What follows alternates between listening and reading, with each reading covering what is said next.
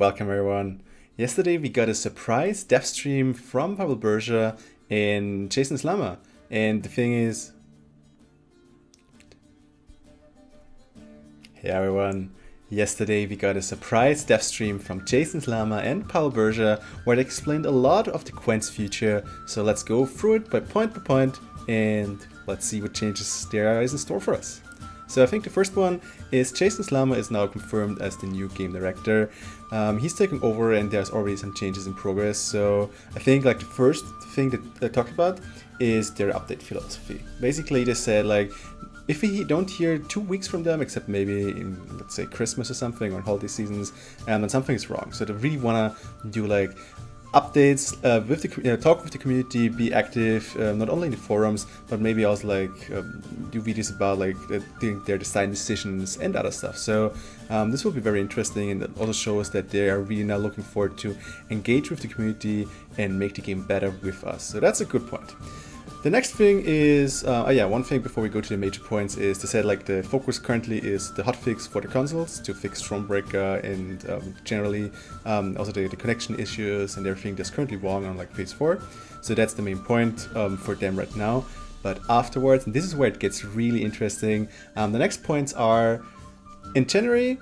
So basically it's not about content, and in January we'll already get 5 new leaders. Leaders will be coming from Stormbreaker, so we probably will know about a few of them. So me, for example, will join the battle, but there will also be new leaders in the game, probably over distributed over the different factions. So that will be very interesting to see. Also, like what's coming after the 5 leaders is really interesting because end of March we got a new expansion with 100+ cards. Let me read this. Yeah, and like there will be new mechanics to existing archetypes. So basically, they said currently we only have the base set of Gwent.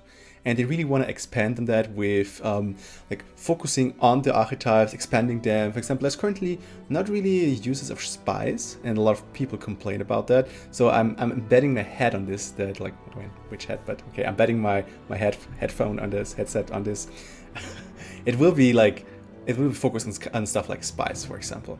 They will expand on all the archetypes, and I'll bet, to be honest, that they will already like introduce something new, but let's see what's going there. But like 100+ new cards, that's like huge. So there will be something coming, something big, and it will be hit end of March.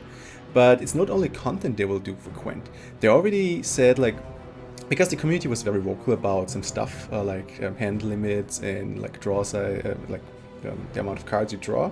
So that's already like where they said like, yeah, we want to pick up the feedback from the community and actually improve the game.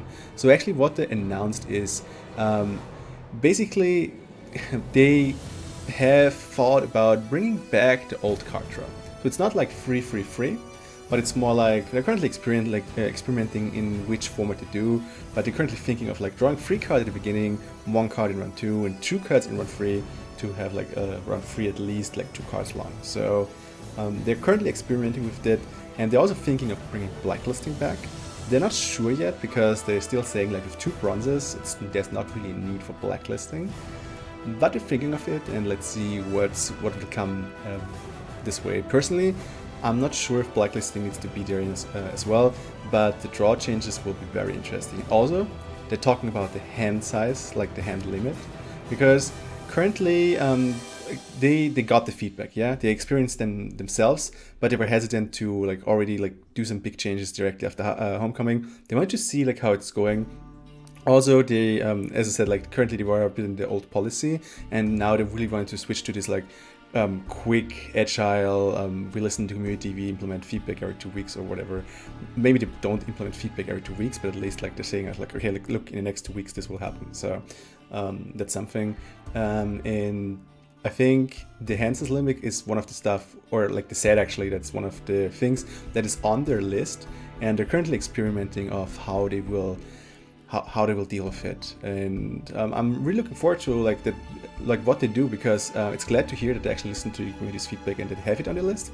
So I mean, let's just wait and see what's happening, I guess. What else do we have here? Actually they said like with Homecoming, they changed too many things at the same time. So from now on, they don't want to like do big chunks of changes. They always want to do like a small set of changes and see like how that works, and then but therefore not doing one big and then like 6 months nothing. They actually want to do like regular updates and like small changes, and therefore the game should also feel more alive and stuff should change more often. And I really think this is positive feedback, and let's see how it works out.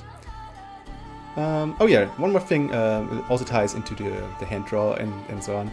They currently there was a lot discussion about mulligans and like how mulligans are tied to leaders, and currently they're saying, well, the system as it is currently doesn't make too much sense for them if they actually thought it a bit differently. Maybe this is also to do with like Jason Slammer being the new director here, but he wants to do a different direction, and he says like, yeah, the mulligans probably should be like fixed again, but instead of balancing the mulligans by leaders, they want to balance the mulligans by the leaders by the provision value.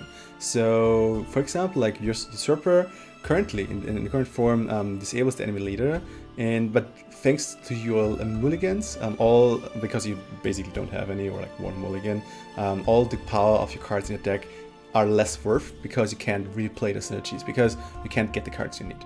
So instead of like doing the one mulligan, like you still have the consistency by, let's say, having 3 mulligans on usurper, but instead usurper, for example, just has 150 amounts of provision, while like Foltest, for example, could have like 165. So basically there's a base set of provisions, like 150, and every leader adds a bit of provision bonus to that list, so to say. So for example, with Foltest you can build better decks, but like the cards in there, you can still play their synergies because you have the same mulligans.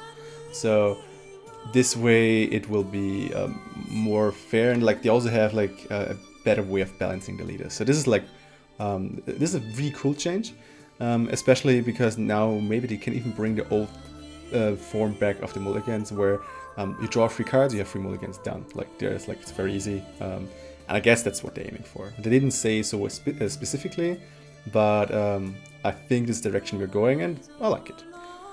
What else do we have? Oh yeah, exactly, because we talked about hand limit. Currently what the solution for the hand limit is, or what they think could be a solution, is if you draw over your hand limit, basically, like there's still a hand limit there, but every card you draw into your hand limit, you get basically a free mulligan. So like, I don't know, you have 10 cards in hand, you draw 3 cards, you get 3 extra mulligans to make up for, I guess, the lost cards. They didn't say specifically what like happens with the cards you draw over the hand limit, but I guess they get discarded.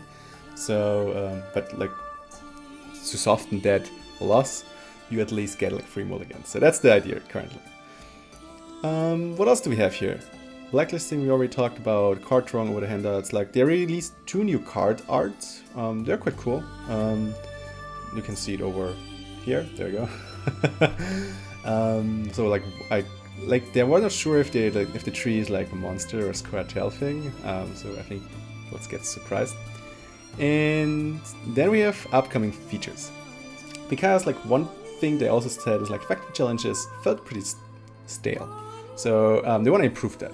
And the first things what they want to improve is they want to have, instead of like just going for wins, they want to do quests. So you have I don't know, let's say you start Squirtle, then you have a Squirtle quest with like, yeah, just win 3 quests with Squirtle, easy peasy. And then maybe like the next quest could be like, yeah, I don't know, like win with leader, or like play Shiru 10 times, whatever, I don't know. What they also said though is like, for example, if you do, they want to do, we currently have Season of the Wild Hunt, for example, and also this has been the faction challenge, so stay with me. And when the Season of the Wild Hunt is, or Season of the Wild Bear, they said actually, then there are quests like, or basically like some fancy game modes invade casual mode. So, for example, like when you play casual mode on certain weekends, there will be a bear in the battlefield which always duels or like always damages the other bear on the other row, and you need to keep your bear alive. If your bear dies, you lost the game immediately. And then they thought of quests like, yeah, kill like the enemy bear 10 times, or like get your bear killed and win the game anyway, or something like this.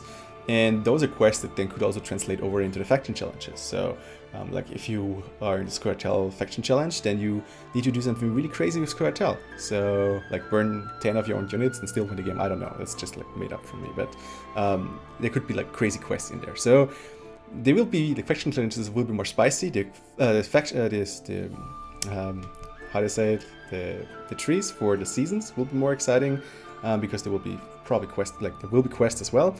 And they actually said that like the trees for the seasons, oh my god, like this is okay, the trees for the seasons is probably not going to unlock soon, because they're still wanting to like do the big thing, so to say.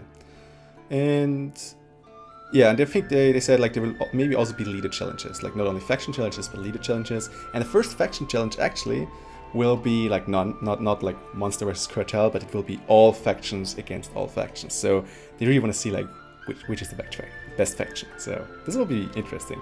And also like this currently faction challenges had the problem that always like these two factions are played with like all factions in the faction challenge. That's not the problem. So that will be very interesting. And yes, when like the season of the bear will hit, it will probably be the first season where they have card backs. So like in Hearthstone, you then like can earn through the season 3 in the reward book, I guess. They didn't say specifically again, but they said like you will be able to earn the season's card back. So for every season you play, you get a different card back, which will be very cool because you can customize your Gwent experience, so to say, even more. So that's really cool.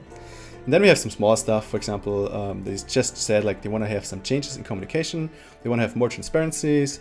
They want to share ideas early on, communicate decisions and design process, and like they said again, they emphasize on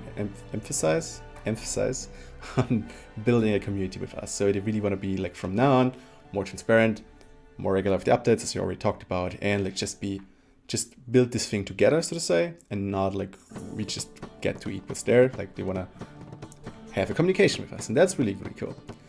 So and I think this is the major thing. So tell me what you think about it, and I'll hope to see you soon in game. So thanks for watching, and see you guys.